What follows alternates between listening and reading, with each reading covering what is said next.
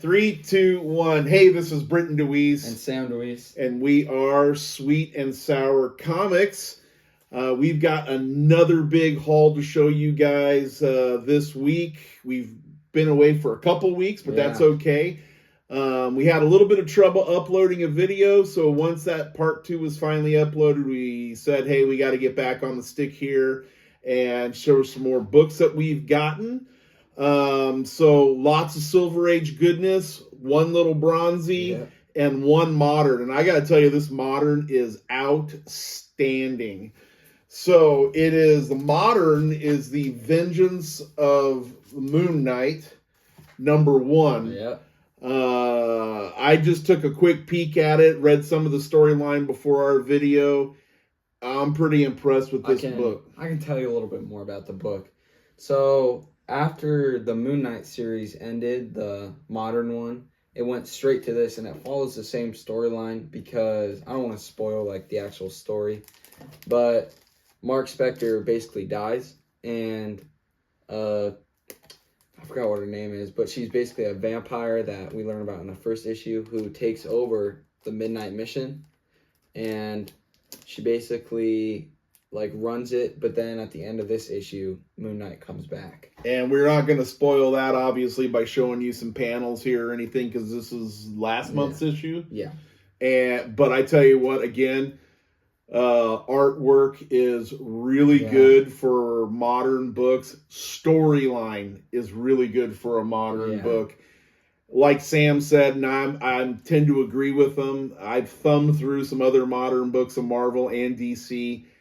Honestly, this is probably of the big two, this is probably the best storyline and book that's on the market right now. And personal belief, I think this is carrying Marvel right now. Yeah, it's like that, Ghost Rider, and like 2 other stories that are really keeping Marvel there. Keeping them afloat, yeah. But we have the old Marvel stuff that we love, love. So around the DeWeese household, just kind of a funny little thing. We call Sam Mr. Christmas. These are some of his Christmas books, most of his Christmas books that he got this year. Santa Claus and myself decided that it was going to be an amazing Spider-Man Christmas for Sam, but there was one book that caught my eye. We really don't read Nick Fury, Agent of S.H.I.E.L.D. I do like his covers. I got a couple books besides this one. Seen some of them on the channel before. Yeah, and I will get the books, that whole run eventually, just because they've got neat books and the artwork I really, really do like. But this book right here, this was a must-have for Sam for Christmas when I saw it. It came up at a good price.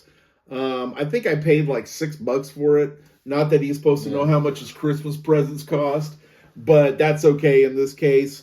It's decent quality. The cover's actually really nice. I actually saw another book out just this past month. Can't remember the name of it, though, but it was an homage to this cover right here. It was pretty cool. So anyways, this is one of Sam's first Christmas books. While I was looking for Christmas books, and we were over at our relative's house, I was looking at Whatnot, and this book popped up. It's a low-grade Tales of Suspense, number 90 Silver Age. I have always been a huge fan of the Red Skull and Captain America. And this cover just really just shows how evil he is and how Captain America just has to fight against him. And you can see that the Red Skull's picking up an entire city. Yeah, it's pretty crazy. I love some of these early covers. What I really like about it is that after World War II, when they changed the Red Skull out of his Nazi uniform and threw him into like some green coveralls, I've always been like, what is that all about? So for a while, like I said, they threw him in some green coveralls. I think they just didn't want to have him in Nazi gear anymore after World War II. All right, now we're going to get to the X-Men. All right, so we all know that Big Bad Dad is a huge mutant fan. And one of the titles that I liked collecting and still like collecting, and I'm trying to get the whole run of that as well as the original X-Men run, is the New Mutants. Fortunately, with the exception of just 2 issues, Yeah. they're real reasonable. We all know the 2 issues are Cable, first appearance of Cable, first appearance of Deadpool. It's all towards the end of the run. Everything else in that run is fairly affordable. Only tragic thing is I had first appearance of Cable for a while. It was a pretty ratty copy, and I thought, well, I'll just get rid of it. I'm not really collecting comics. And then a year later, I was collecting comics again. And it's the same thing that happened with the first appearance of Carnage. I had like 8 of those issues and sold all of those. And then Sam got into Amazing Spider-Man. And I should have kept at least one anyways, but I didn't do that. So, but without further ado, it's kind of strange. When I was a kid, I can remember the first issue. I started collecting New Mutants at issue 18. 18. And so I was so fixated, though, on getting Uncanny X-Men issues that I really didn't go back and get the early New Mutant issues. So I'm doing that now, and I'm finding out they're actually a pretty reasonable price. I got New Mutants number 2, and it's almost in perfect condition. It's a direct order copy, and it's the first time that the New Mutants battle the Sentinel. Interesting side note, there's a character in here called Karma, and she was only with the New Mutants for 4 or 5 issues plus their graphic novel, and then she was gone. And she's right there, interestingly enough. But good issue. They fight the Sentinels. You find out that Roberto DaCosta's dad is not a very good guy. Pretty quality book for its time and era.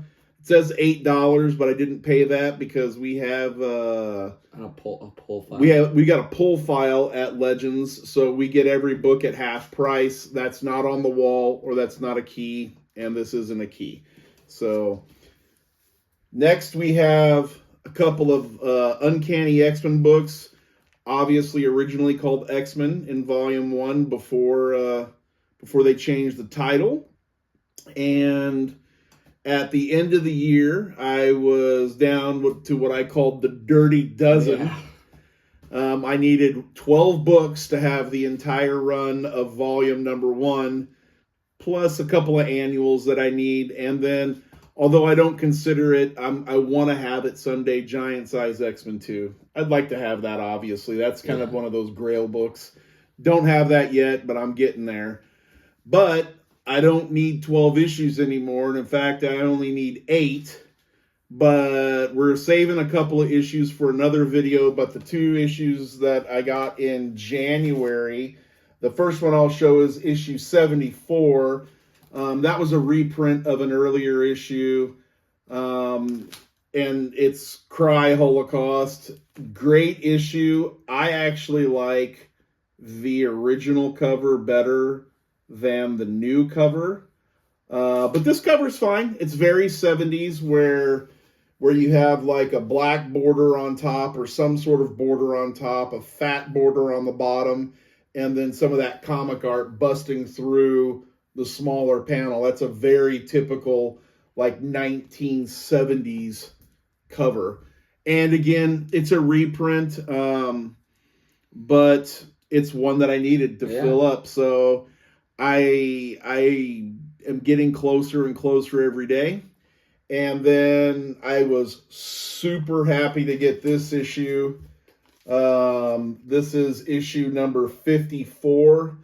That's the first appearance of the Living Pharaoh right there. This is a really cool book. Good art. I actually took a page out of Sam's book, and I waited until I got the first part of the story arc to read the other 2 parts.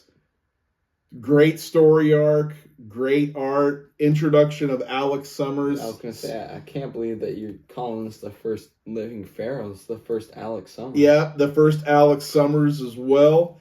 And so it's got it's in pretty good shape. It has a spine roll that eventually we're going to take care of. We figured out how to take care of those.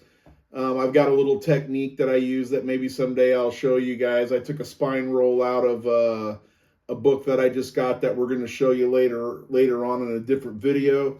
And the only kind of big flaw, if you want to say, besides the spine roll, is it's got a little tiny bit of water damage right there, and a rusty staple, which led to a rusty staple and a date. Somebody put the date on there, but that was the date when the book came out. So as far as the date goes, it really doesn't detract too much. It's in the white. I'm debating whether or not to pull that off. I kind of like it just because of the history of it all. Yeah.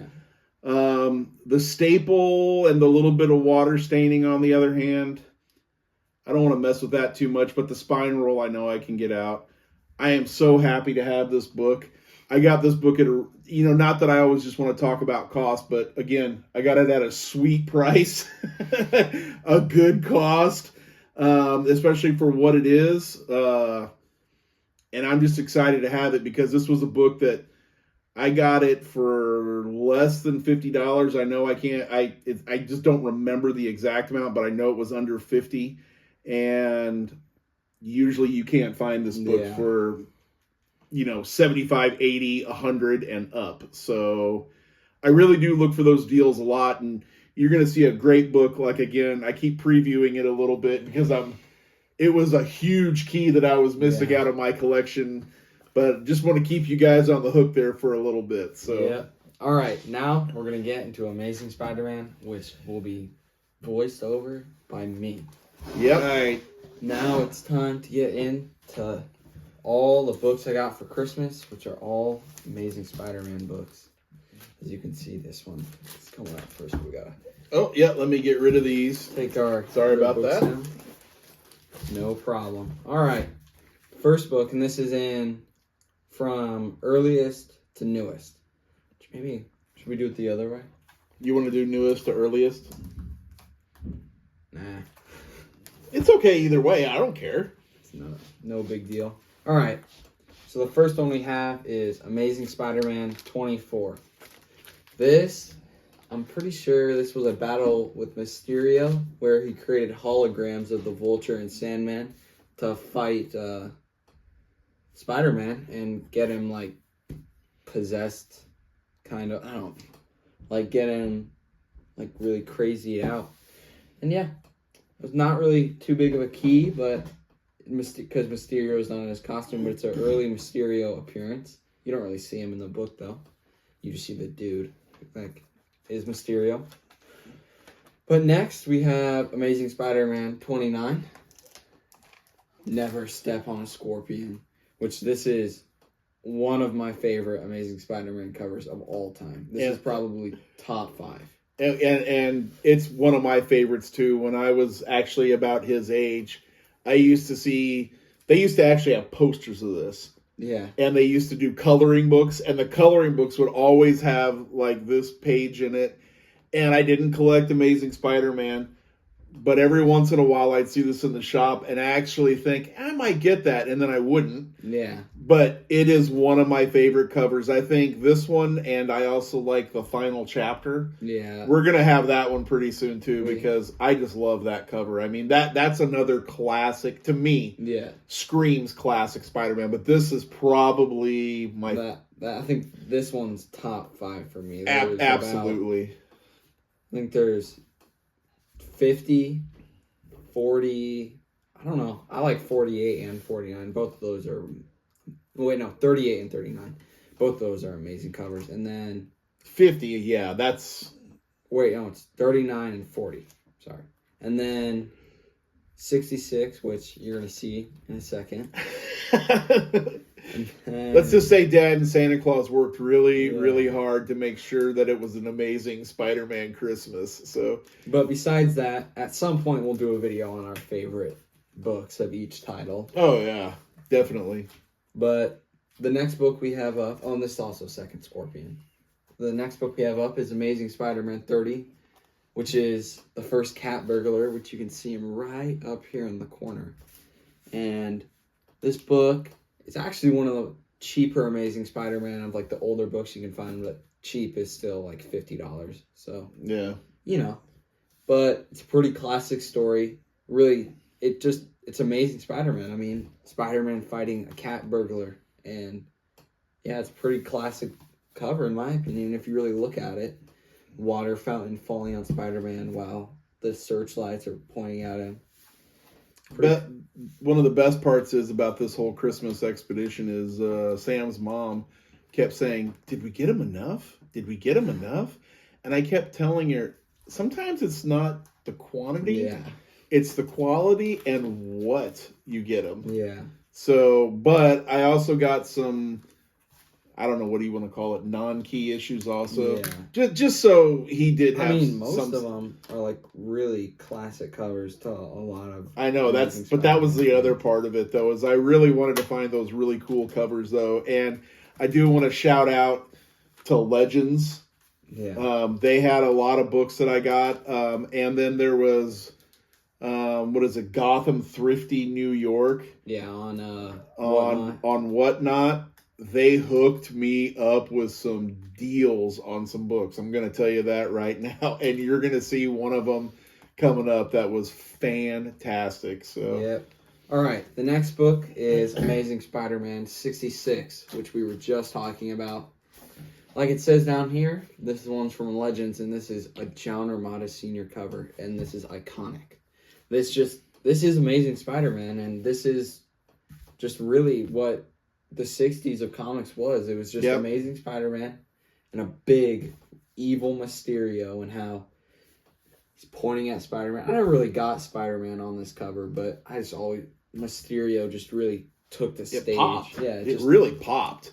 Spider-Man just really looked little. He just didn't look super like he was supposed to, and it just looked like Mysterio was just evil and gonna take him over and just beat him.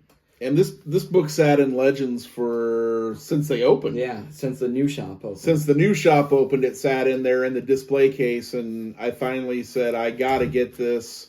I know that sounds funny, but I gotta get this before somebody else does. So I grabbed that, and it ended up in Sam's Christmas stocking, if you will. Yeah. All right. The next we have... Getting into the Bronze Age, right? Yeah. We have 3 books all in a row from the early Bronze Age of comics, or Amazing Spider-Man, and then we have pretty big key after that one. So the first one, it's Amazing Spider-Man 107, which he fights, I think, the Spider Slayer again. Yeah. It's just, how many can there be? I mean, which version is that? I always joke with you. You sort of know which version it is, but... Well, if we think about it, there was at least 2 before this one. So this is version 3 or 4. 3 or 4. Okay. Yeah, it just makes me laugh because he seems to fight the Spider Slayer about every 30 issues for some reason. At least every 30 issues. And then this is a storyline right here, 108, and my personal favorite cover from the storyline, 109. And which one? Your Uncle Terry got you one of those for Christmas, didn't he? 109. 109. So thanks, Uncle Terry. Yep. And I really love this cover. I just love the yellow. I just really think compared to like all the gray and like black of the other ones before, and like I just think this yellow just really stands out from the rest. What I really like about that, because you are right on the ball on that, is it almost harkens back to the 1960s, but it has the 70s flair again with the big fat border on the top, the smaller fat border on the bottom, and characters coming out of the... So really neat here. So, and here, we'll take these down and save all this display for this one big book. Amazing Spider-Man 122, The Goblin's Last Stand. If you were a kid in the 1970s and you got left with that cliffhanger of Gwen Stacy dying, this is all you'd think about. You would only think about wanting to read this issue. For the whole month? Yeah. The whole next month. And how great could have they couldn't have finished it any better. Killing the Green Goblin with his own glider. And then at the end, I'm pretty sure, actually, I'm almost certain, a black silhouette takes the costume off of Norman Osborn, and that black silhouette would later become Harry Osborn, which he would appear 14 issues later as the new Green Goblin. Wow, that is crazy. Yeah. And Harry Osborn, again, Harry Osborn is who? His son. He's the like Green Goblin's, or he's Norman Osborn's son. And he, that's how he hated Spider-Man. Yeah. So before we get going, a little background on this issue. This was one of the first issues that I bought. Yeah. From Gotham City, and this was actually out of a dude's private collection. I'm the second owner. He's the second owner of the book. The guy had the book his entire life. He bought it off the freaking spinner rack, he said. And he kept it for years and years and years. And he actually said that there were several times he debated putting the book up and then didn't do it, and then thought about it and didn't do it. And when he did and I saw it, I had to get it. It was at a great price. Again, I'm getting some sweet deals around Christmas time, but it has a few little condition issues. Yeah. But it's in really, really good shape. So for being what, 40 something years 50, old, 50. That's early 70s. And it's a great issue too, because after, again, he's getting me into starting to read Amazing Spider-Man. After he got this, I read both issues and I was like, this is just crazy. And it made me want to go back and read those early. You learn about, because Gwen Stacy, honestly, throughout the entire 60s, appeared in almost every single issue. Yeah, and my personal thing is I think, I mean, I like Mary Jane. She's fine as far as, well, Gwen Stacy's. But Gwen Stacy is Peter Parker's true love. Yeah, and it's I think it's just part of the Peter Parker can't be happy. They won't leave him happy, he's the tragic hero. Yeah, he can't win. Yeah. He won't have a happy ending, and that's just how he ends up. I mean, even to modern, he still has not had a happy ending. Yeah, I mean, that entire run of Amazing Spider-Man. I mean, spoiler alert, but most people know this. Yeah. Even when he saves his girlfriend dies. Yeah. I mean, her neck breaks. Well, and not just that, he killed her. Yeah. It wasn't the Green Goblin, it was his web. He gave her whiplash and snapped her neck. And I know they've tried to retcon that sometimes and whatever, saying, oh, well, she probably died of a heart attack before then falling off the bridge and all. No. The writers specifically... I'm pretty sure in the book it says crack. Yeah, there is a snap, crackle, and pop in there. It's a crack is what it is. But they specifically want you to know that it was a tragic ending where he tried to save her and snapped her neck after she got thrown off. Yeah. I mean, she would have died from the fall if he wouldn't have tried, but she still died. Yeah. I mean, it's tragedy, man. It really is. It doesn't get much sadder than that. No. And then, on a different note. Yeah, getting into a little bit of different Bronze Age. Actually, almost every single one of these covers is considered by most Amazing Spider-Man fans classic Spider-Man covers.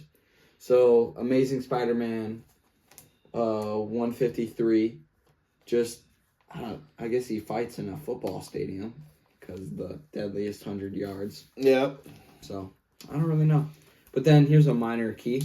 This is Peter Parker's graduation from college, which you can really tell that they were not planning for Spider-Man to continue for another 40 years, because they had him graduating college at issue 185, which was about 4 years after he graduated high school. And when did he graduate high school? In what issue? Because that was super early too. Issue 28. Yeah, so it was just he's supposed to be this teenage, I mean, not to be mean, but a teenage dork.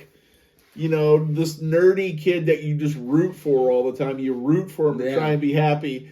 And in issue 28, they graduate him to college, and you're just like, wait, what happened? Yeah. I thought he was supposed to be in high school, So, but Sam is right. So then at least it took him about 100 issues after that, or a little over 100 to Yeah. get them to graduate college. Though. But still, And then following right up after that, this is what I forgot. What is this called? That's a Whitman. Yeah, it's a Whitman variant, and people love this cover. It's a great cover. It really is. Yeah. This is a great cover. Just Spider-Man leaping through all the actions and popping right at you. Yep.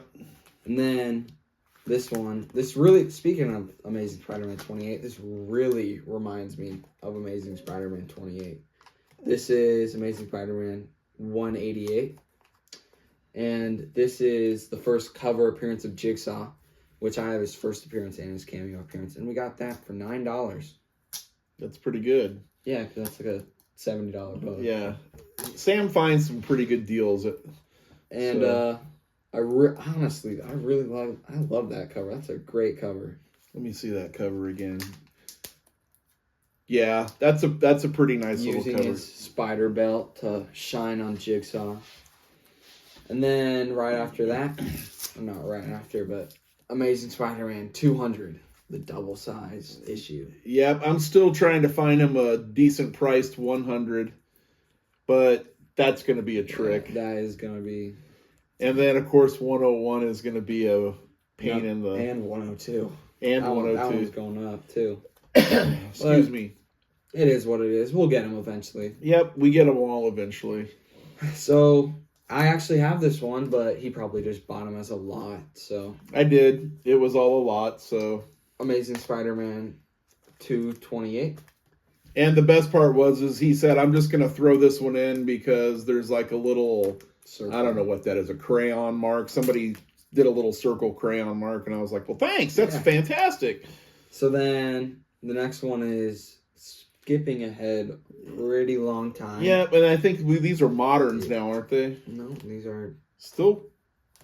They're not. They're after bronze. Well, copper. Yeah. Copper Age. This is 308. And... Is that Todd McFarlane still? Okay. Never really liked the Green Goblin on this cover, but there's 312. I just thought he looked really stupid. I'm gonna be honest. He really did. I don't know. He just looked really dumb. Yeah. So in, what would we say, about a year and a half of collecting for you? Like serious collecting? So again, I mean, humble beginnings for Sam when he was, 10, 11 years old. Yeah. You know, he said, Daddy, can I go look at your books?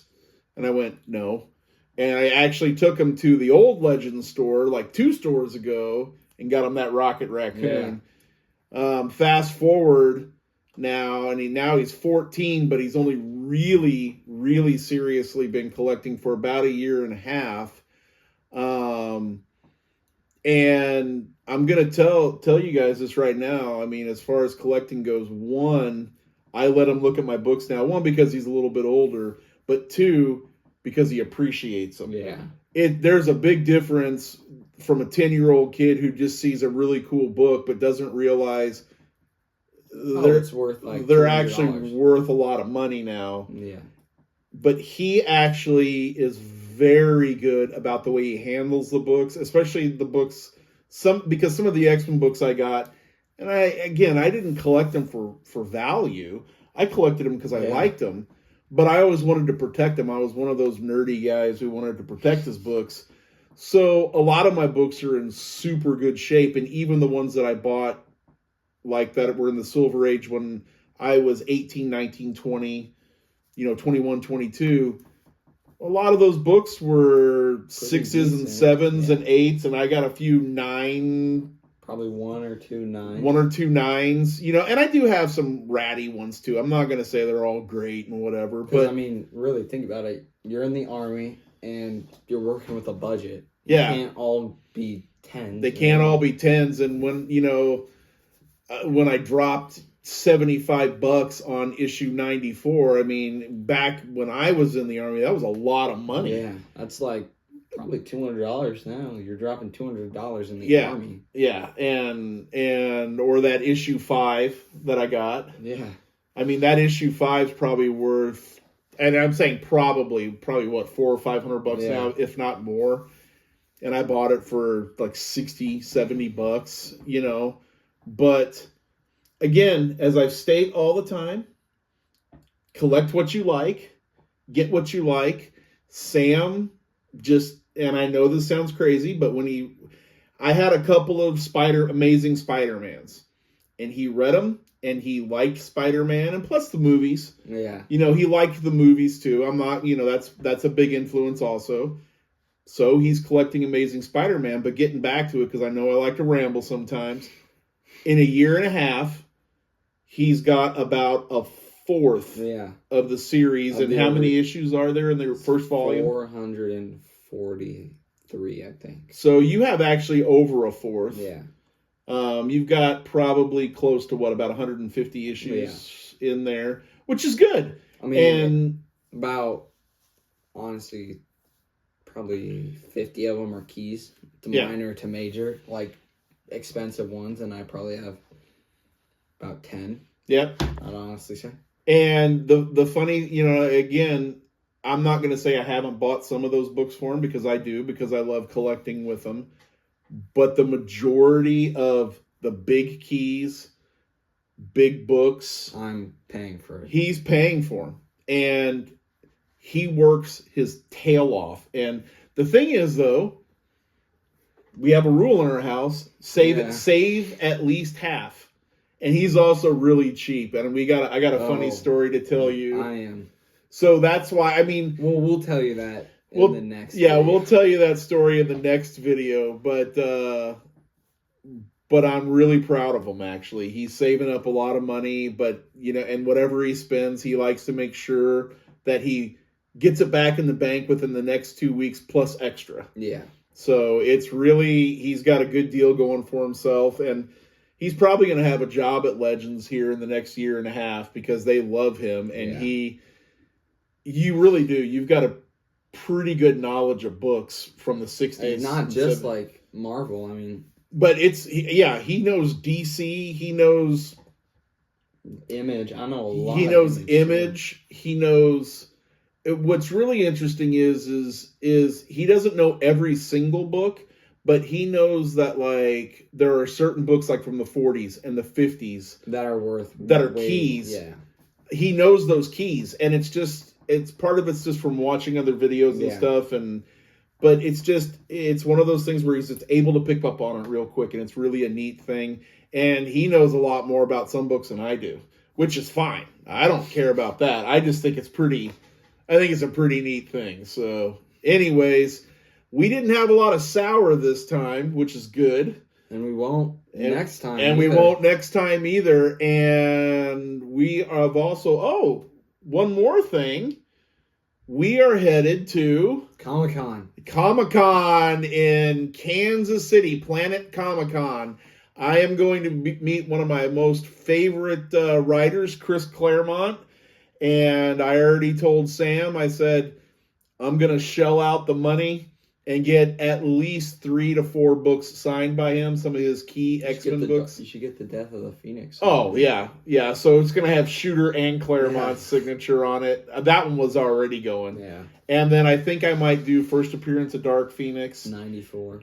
Well, 94 was him and Lin Win, but I want to get that signed by him also. I think that'd be cool to have him sign 94 too, even though he was a co-author on that one, but still. They count that as his first. I know. You can't even. They count. That's his first. And I might go, because Legends has a really good #1 of the New Mutants. I know I have one, but it's kind of a beat copy.